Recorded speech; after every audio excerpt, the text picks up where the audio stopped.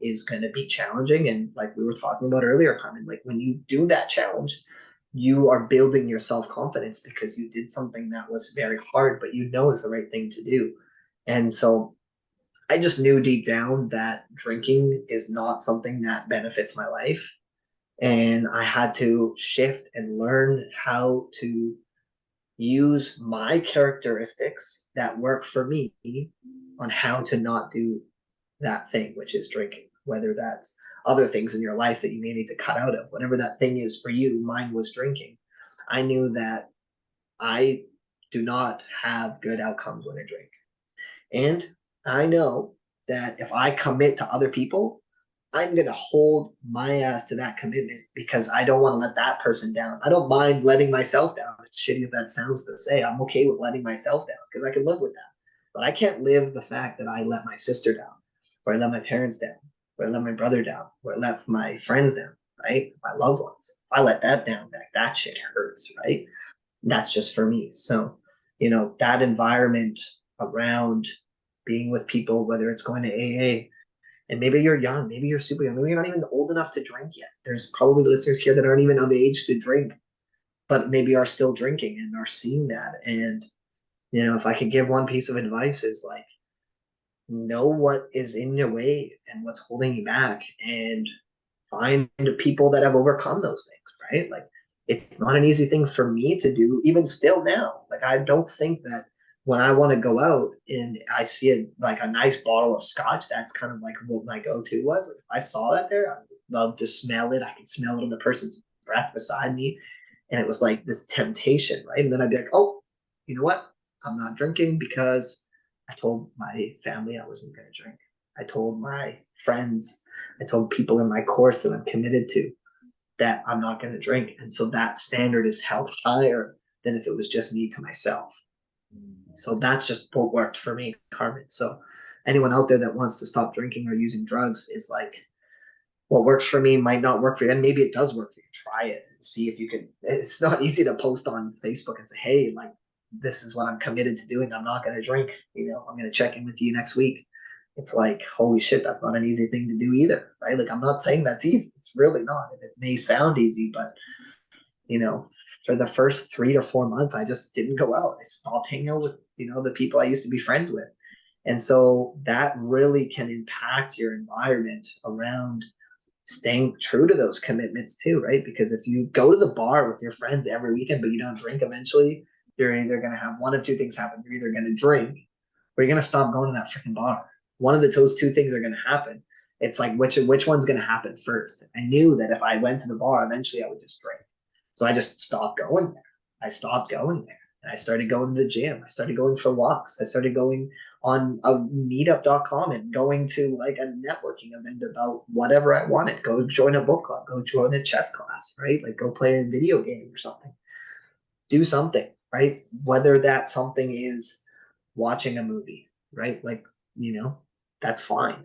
That is better than drinking because if I go out and drink till 2 in the morning, sleep until noon, maybe 1 p.m., and then I'm hungover.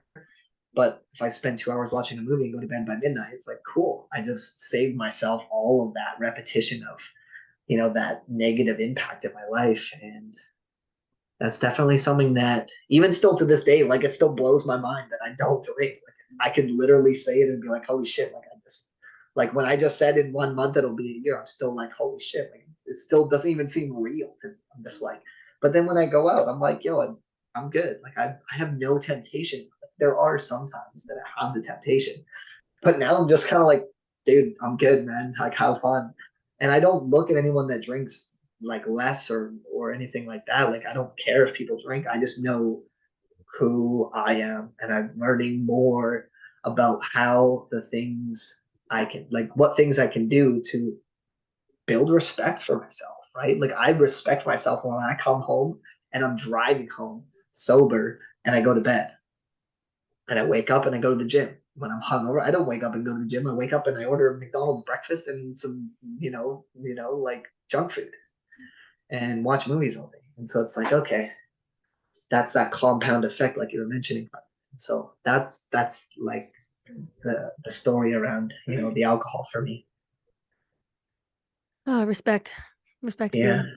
Uh, Hey, yeah, thanks for sharing that. Really, thank you of for course. being vulnerable, talking about your struggles with alcohol and what it took to overcome it, and for kind of showing people what really it can look like as a light at the end of the tunnel.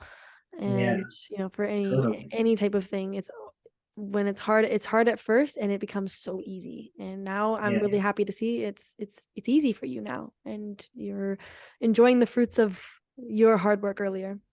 it's not easy. It still is not easy. And I think I might have actually said that. Like, it's getting easier, but it's still not easy. Like, there are still times where I'm like, shit, I would love to drink that. I would love to go to party. When I'm on a date and I'm drinking water and she's drinking a glass of wine, I'm like, this is kind of awkward. And then, but like, you know what?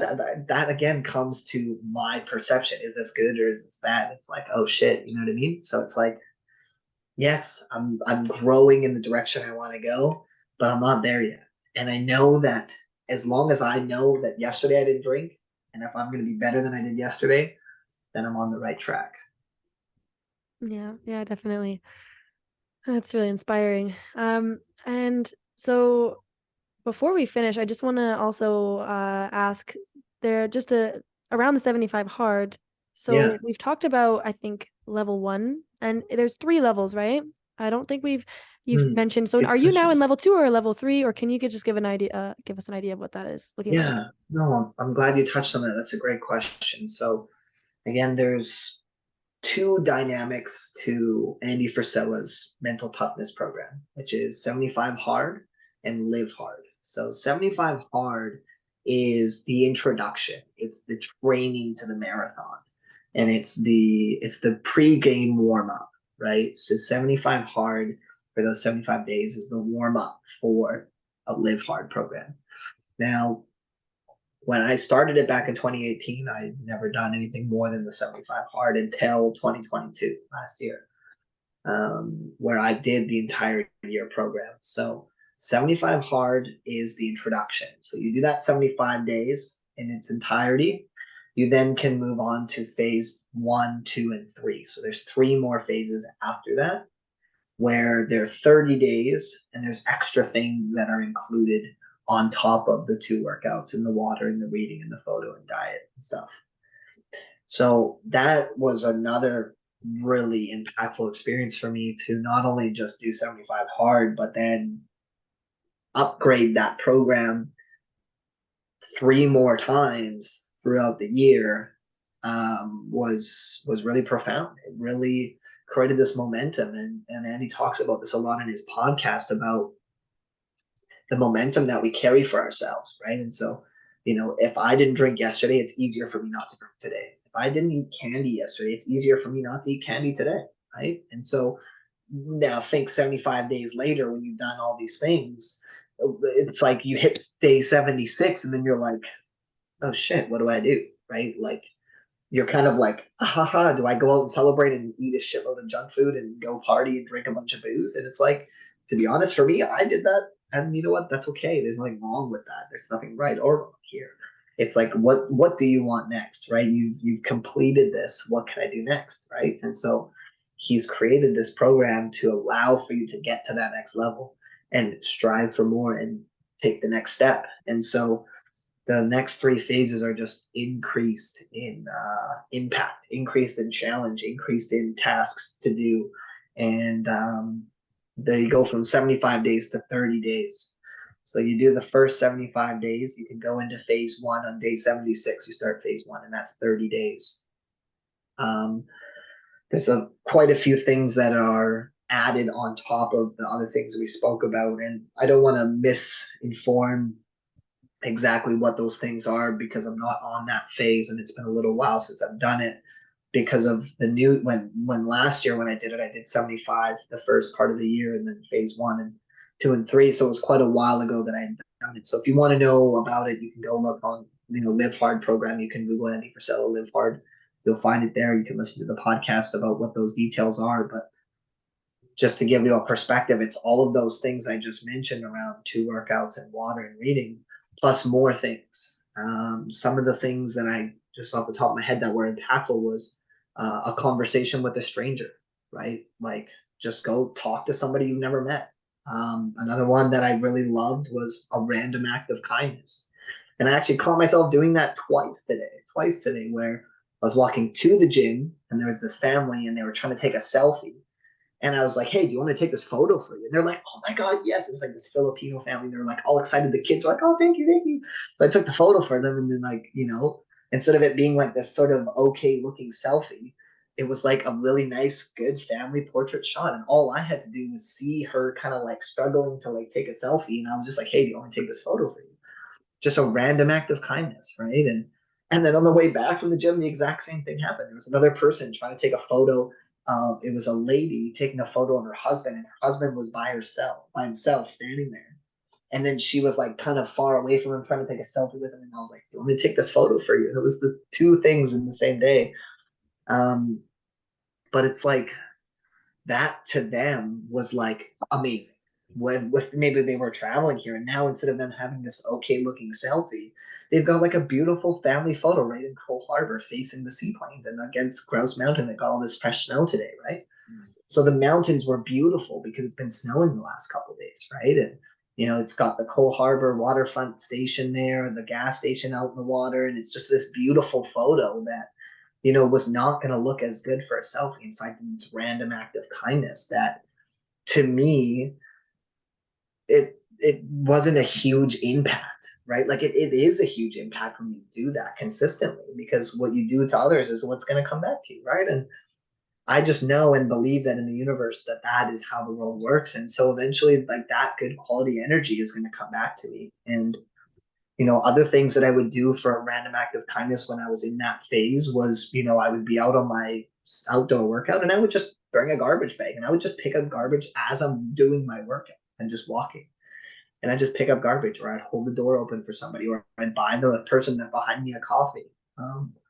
So there's a lot of extra things to add on to that, those phases as you go through the challenge. And the reason that Andy has those there for you is so that when you hit day 76, you're not just like, okay, let's go party and now I'm complete and now I'm this superhuman and I'm perfect, right? And it's like, no, no, no, no. Like, you got to keep doing it, right? You got to keep going. You got to learn and sharpen that tool a little bit more, right? And I think that that's something that he does very well. And then there's a part in between phase phase one and phase two. So there's 75 hard, phase one, and then there's phase two. And in between the phase one and two, you have to wait 30 days before you can start. And that was really hard for me because you've got all this momentum, you're fired up, you're energized, and you want to just crush it, right? Now, did I go to work out twice a day? Most of the time in that gap, yes, but not every day did I go for a run. Did I go to the gym at least? Yes, because I enjoy going to the gym. It keeps me calm, it keeps me grounded, but not always going for a run.